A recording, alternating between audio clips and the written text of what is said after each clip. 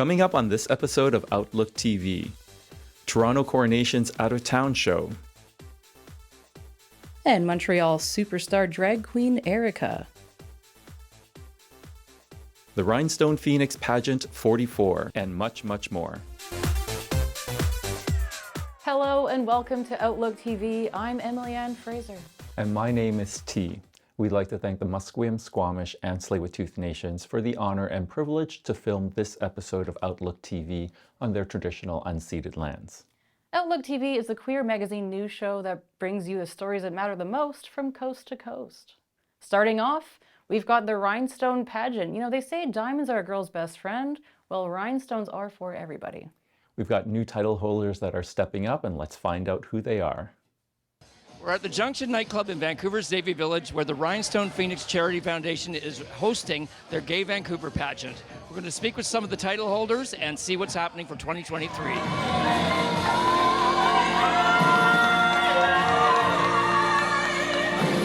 The theme is celebration and inclusion, including other people, including other groups.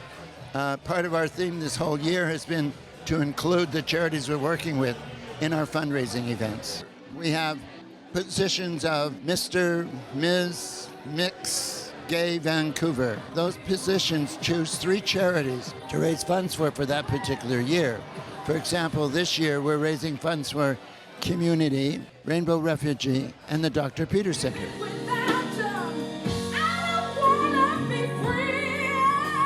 Being Mr. Gay Vancouver 4, Wiggins and Rita and Paul and 2 other people formed the society back in '84. So when I was originally Mr. Gay Vancouver with Wiggins, we were under the Dogwood Monarchist Society, and the end of our reign is when the Pheonix actually started. And just to add to that, next year will be the actual 40 years that the society has been together.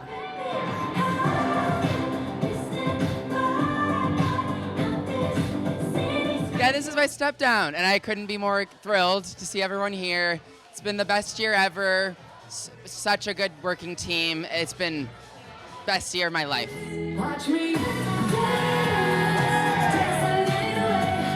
Raised a lot of money, actually, like more than some past years, which we're so grateful for. We did a ton of charity shows, usually once a month, sometimes 2. We also sold love t-shirts that Davy Dosa sponsored for us, so we're so grateful. We sold 300 t-shirts for $30 each. We did a lot of charity shows, garage sales. Crema did some garage sales as well as at her house. And it's just been an amazing team effort from so many businesses, our board, audience. It's been absolutely fabulous. The 3 chosen charities, Community, Dr. Peter Center, and Rainbow Refugees, will each be getting at least $5,000. Thank you.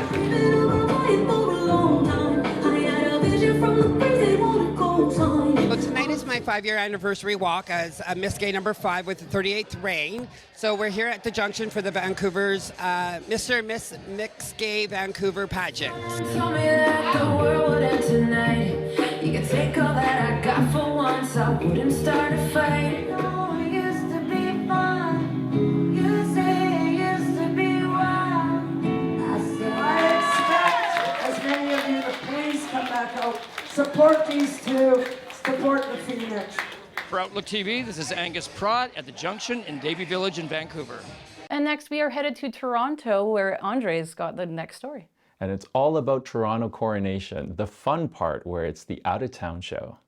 Hello everyone, salut tout le monde. Royalty is coming to Toronto for Coronation 37, and we get to meet some out-of-town royals at Flash Bar tonight.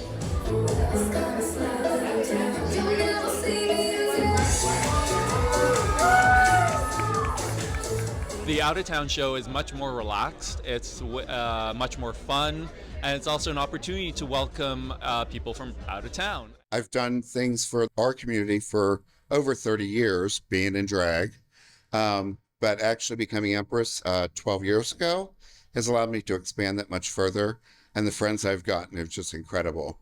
My Emperor and I still have dinner once a week.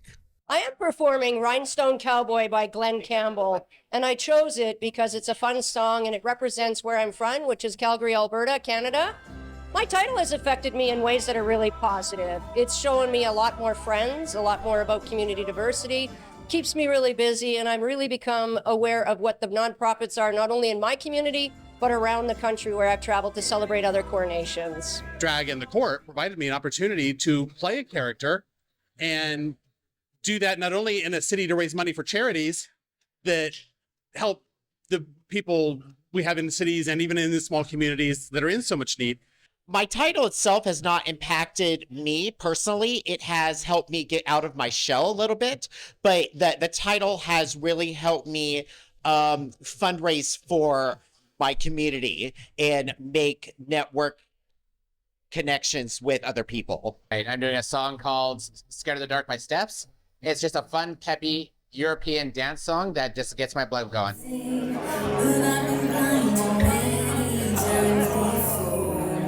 The differences between the two courts of Canada and the courts of Seattle, I honestly don't think there's that big of a difference.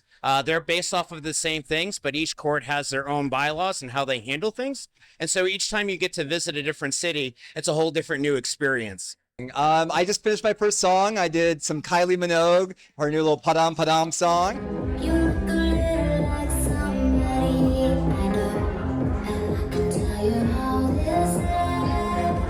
And probably in a few minutes, I'm gonna do a ballad and probably do a little Jennifer Hudson for you.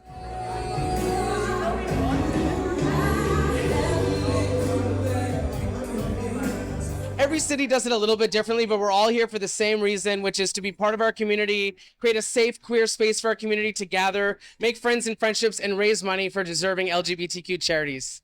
I think the Canadian courts, at least from my experience, they're a lot more laid back.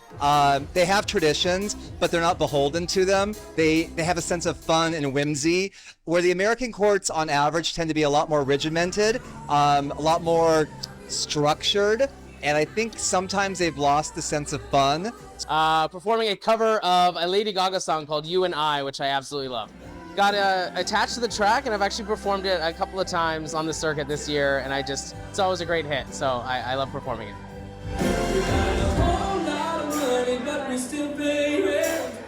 That was a fabulous Wales show. Andre Tardif at Flash Bar in Toronto. We're going to have to take a little break now. Please don't leave us. You'll undo years of therapy. Hi, I'm RJ and you're watching Outlook TV.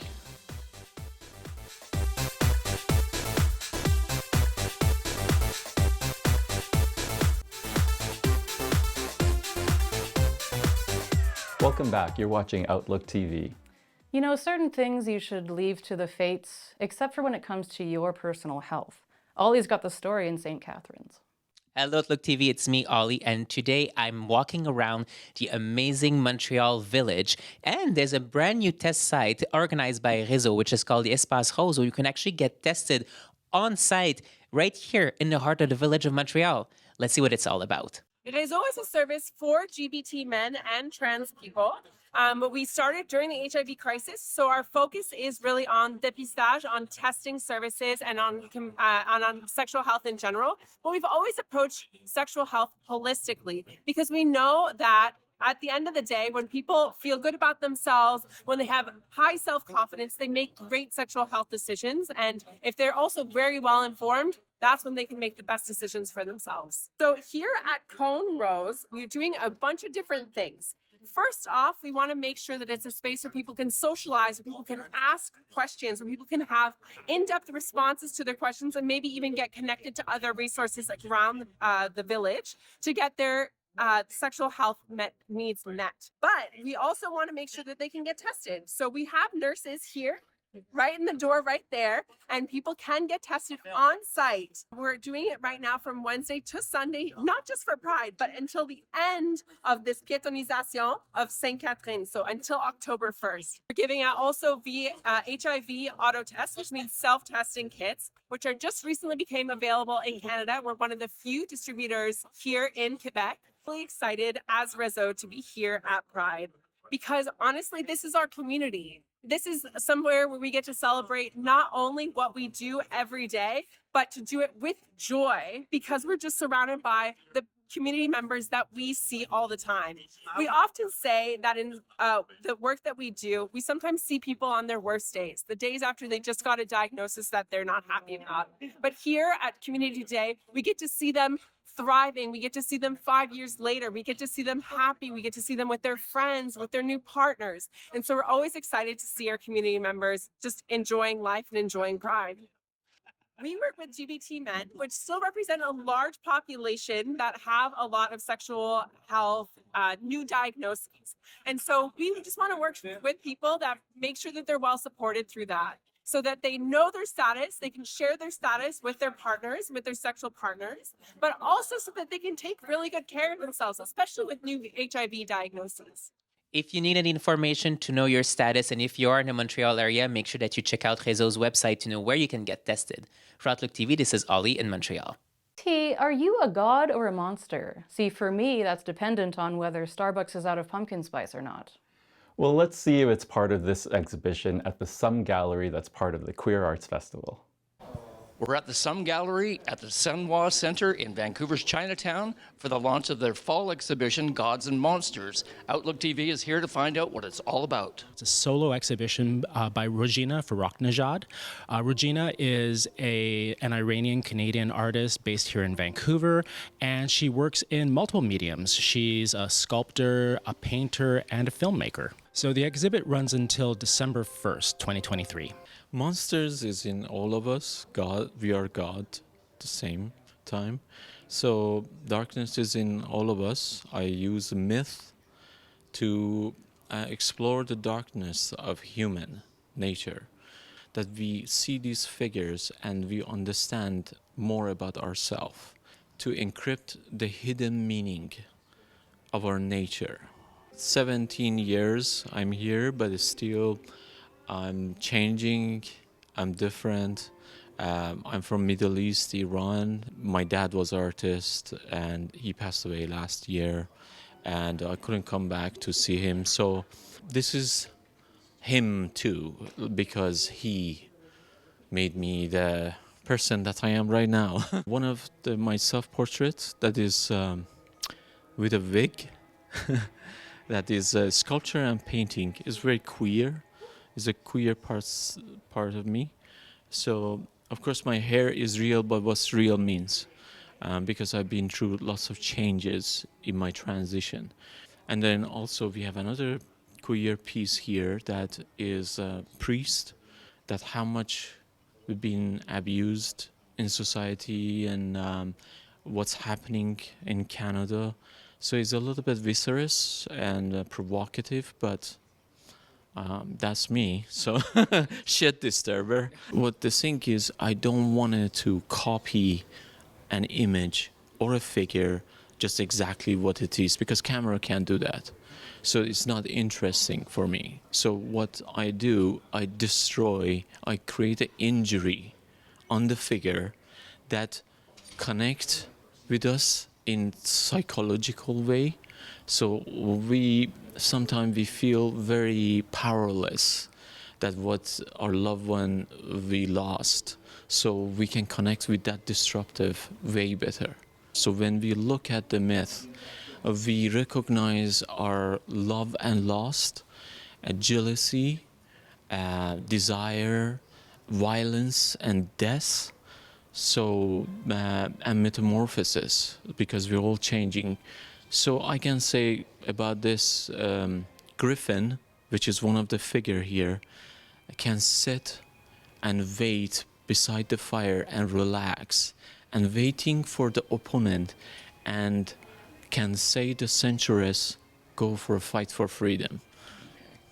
Boundaries, especially Vancouver, we have so many and we are in our own bubble. So if I can a little bit burst that bubble, I feel I done my job. For Outlook TV, this is Angus Pratt at the Sum Gallery in Vancouver. Thank you. We're going to have to take a little break now. Well, they came back the last time. We've got nothing to worry about.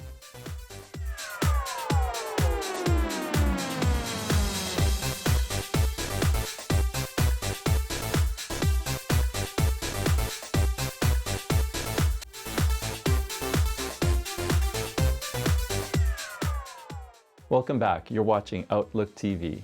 Well, I can't think of anything I've done for 25 years, while the legendary Erica has been performing for a quarter century. Hello everyone, salut tout le monde. Montreal is a cornucopia of talented artists. One of them, Erica, is celebrating her 25th anniversary of performances. Let's meet her. Erica came about because of a challenge that some friends back then told me, Eric, you should try it. Eric, you should do it. Why not? So I decided finally to go with Mary Poppins from Walt Disney, the original 1964 movie. The weekend host found me interesting and talented, and he gave me my first booking a year later. Afterwards, I went to study in visual arts, and after that, I go back to school for set design and costume design. Erica is fun, is charming and silly, a bit princess Disney, dreamy, funny and classy, clean. I'm a kind of drag for the whole family.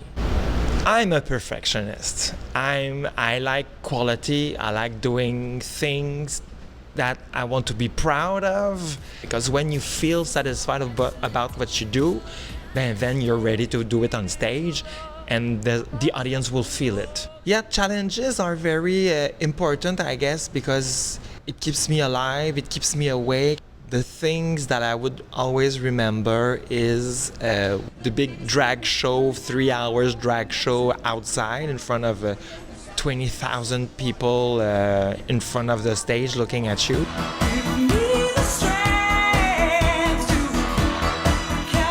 At the Drag Award at the end of the year, it's like an Oscar night with categories, and I won the best solo show presented here at Cocktails.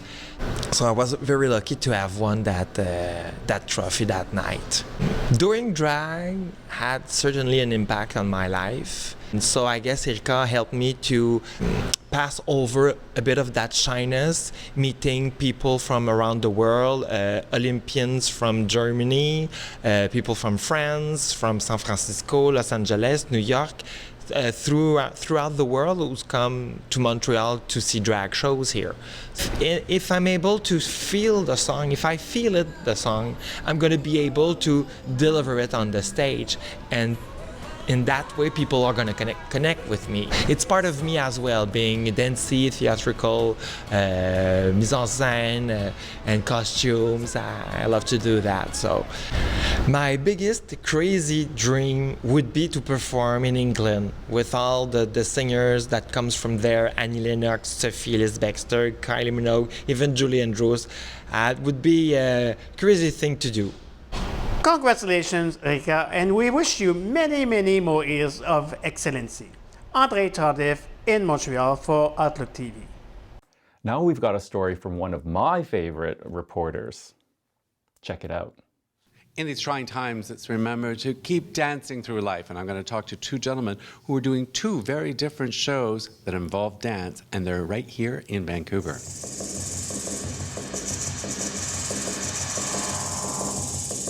This new creation is the production of the 23rd season of Company Rasca Dance, titled Accumulation.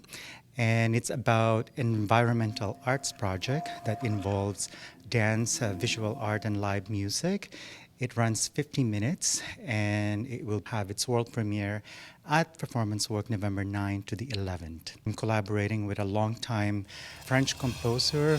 His name is Emmanuel Meilly, who is a specialist of the noise music. And we are also inviting a French visual artist, Marc Guarenton, who will be creating a visual component into the performance space with me in the dance and the choreography. The production is really about putting out this call to the time that we're in, which is about the crisis of the environmental problems that we're having. And so the dance is a kind of a meditative into that, and to give us more of a sense of reflection about the dying earth and how we play a role with that as individual and as humanity, and how do we as artists also put out the things that we can do in order to reflect that and to make a change and to make a difference. And I think this is the kind of project that is very timely at this time. So that was Alvin. Now let's talk with Juan.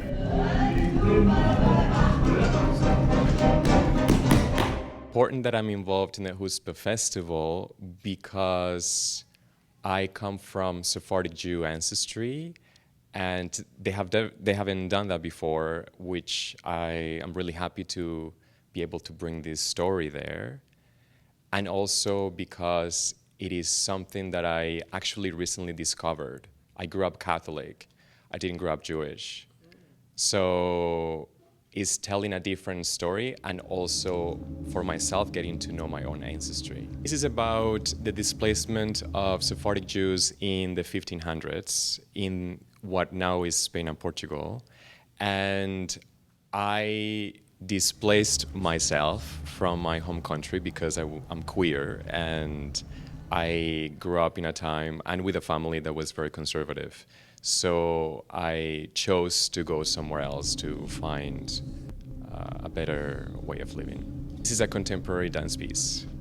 I want people to take away the idea that there is displacement happening everywhere in different cultures with many kinds of people, not just queer, but from their race, from their cultures. So it's not just about displacement of a specific culture or a gender per se, but I'm hoping that people can relate from whatever they're coming from. So you can catch Alvin at the Performance Works and Juan at the Chutzpah Festival. My name is David C. Jones, and you're watching Outlook TV. Well, that's all the time we have for this episode of Outlook TV, but we'll be back. Until then, please check us out on all our social media platforms, or better yet, please consider volunteering with us. I'm Emily Ann Fraser. And my name is T.